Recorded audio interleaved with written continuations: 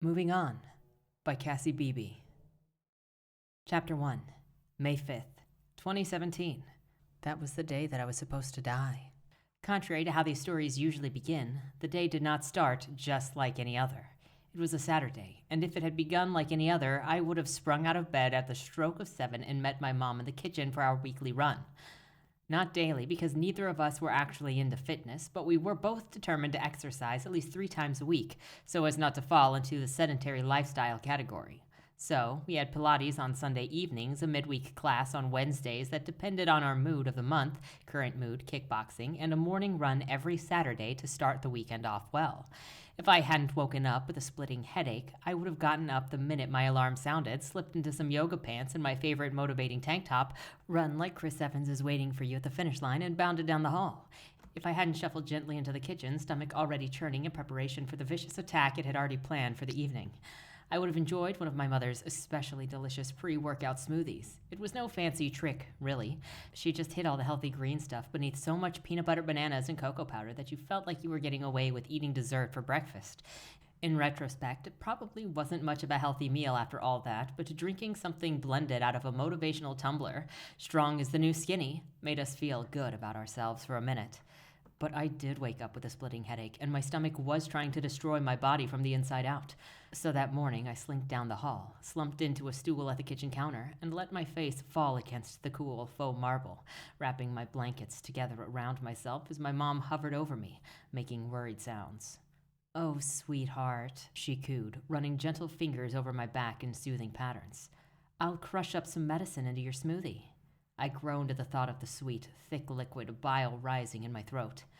"Maybe if you rest up, you'll feel better before tonight," she mused, not sounding at all convinced of the possibility. My gut clenched, half sickness and half disappointed at the horrible timing of it all. You see, for the first time in over a year, my father was home, sleeping soundly a few rooms away from where I sat, and tonight we had plans. Big ones. For as long as I could remember, it had just been the two of us, me and Mom, against the world. Such was the life of a military brat. There were letters and phone calls, of course, and I loved my dad. But more often than not, he was on deployment. It could be months or longer in between the brief stretches of when we got to see him. It wasn't all bad, though. We got to move around a lot, which would probably be a tally in the negative column for some people, but my mom was all about adventure, which meant that ever since I could remember, I had been too. Every new city, new state, new country, new house was an opportunity for new experiences. Food, cultures, hobbies, wardrobe, home, decor. They all changed from place to place. Home, for me, was never a city or a building. It was my mom and me together, loving our crazy, chaotic, ever-changing life. I was always more of an introvert than she was, which resulted in a few spats here and there over things like whether to put on our craziest outfits and explore Harajuku or order in sushi and binge-watch Japanese game shows in our PJs.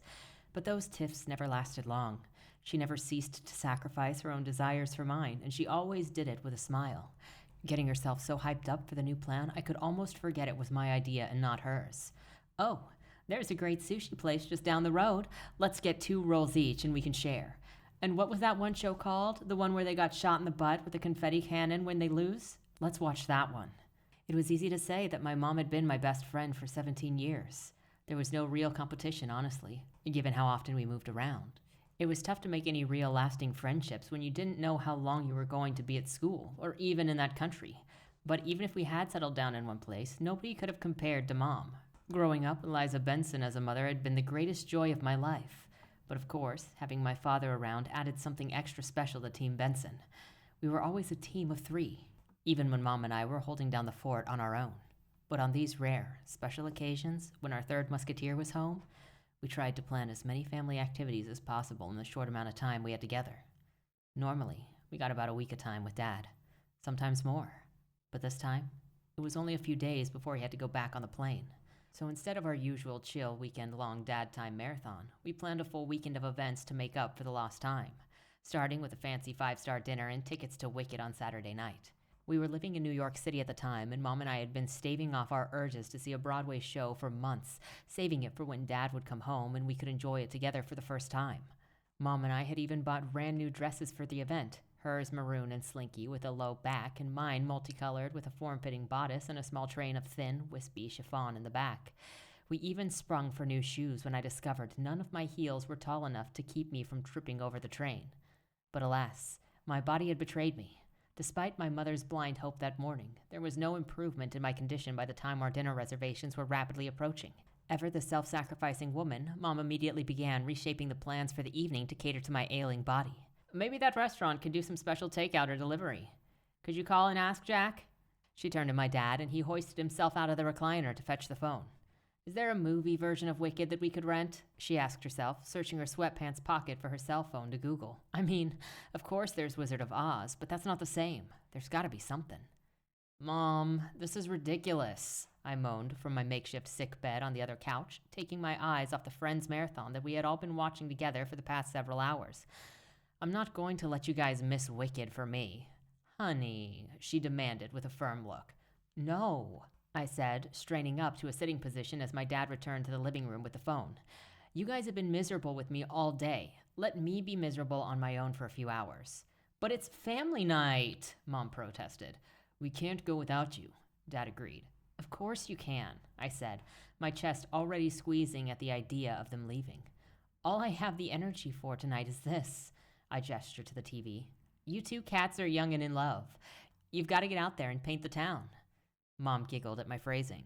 Well, I don't know about that young part, Dad chuckled, but the rest is true. He and Mom exchanged a look, deciding. She bit her lip. I'll keep my cell phone on the whole time, she reassured me, patting her empty pocket, then momentarily distracting herself, searching for it again. Dad nodded to the end table by her side, and she picked up her cell, raising it to me in a tight fist as proof that she had it. If you need absolutely anything at all, Charlotte, you call me, okay? We'll come right home. I assured her again that I would be fine and that they shouldn't have to miss out on all of our plans just because I was sick. Besides, they could probably use a date night, just the two of them, every once in a while. Eventually, the reluctance faded, and they got ready to go, leaving me to flip through channels. When they returned from their room an hour later, they gave me a kiss and told me again to call if I needed anything. When they reached the door, they paused, looking back at me on the couch one last time. Mom was gorgeous, with just the perfect amount of sexy in her new dress and side-swept auburn hair that fell to below her chest. Dad looked dapper in his old, classic black suit. I couldn't remember the last time I saw him that dressed up and formal outside of his official military uniform. My father's hand rested on my mother's waist. She gave him a sweet smile that felt private, like I was intruding on something intimate just by catching a glimpse of it. They looked like a couple ripped straight out of a high-end magazine. They were happy. They were in love. And Dad was wrong. They were so young. They will always be young in my memories, never aging, never gray or wrinkled or haggard from the time past. Just happy, young, and in love, all dressed up from the night that they'd never forget. I'll never forget it either. Because that night, at approximately 11 o'clock on the corner of 21st and Jackson, a truck plowed into the side of my parents' taxi at 55 miles per hour, sending their car spinning into oncoming traffic, only to be struck again on the other side. If I hadn't woken up sick, or if I had decided to toughen up and join them anyway, or if any number of things had gone wrong instead of right, or right instead of wrong, I would have been there too. Maybe my joining them would have made them leave later, or earlier. Maybe that would have been enough to send us all on a different path. Or maybe it wouldn't have made a difference. Maybe fate was set, and my being there would have only ended my life that night as well. I don't know. I've learned to stop asking those questions, as they never provide the solace I hope they will. All I know is that they're gone, and all that's left is the last mental picture I have of them. My father suited up, his hand on my mother's waist, his short-cropped hair slicked back as much as he could manage. My mother, beautiful as ever, her hair perfectly curled, her deep red lips giving her husband a shy smirk at the simple touch that she had been missing for however long he had been away that time, and me, taking it all in, as if I knew, even then, how important that memory would become.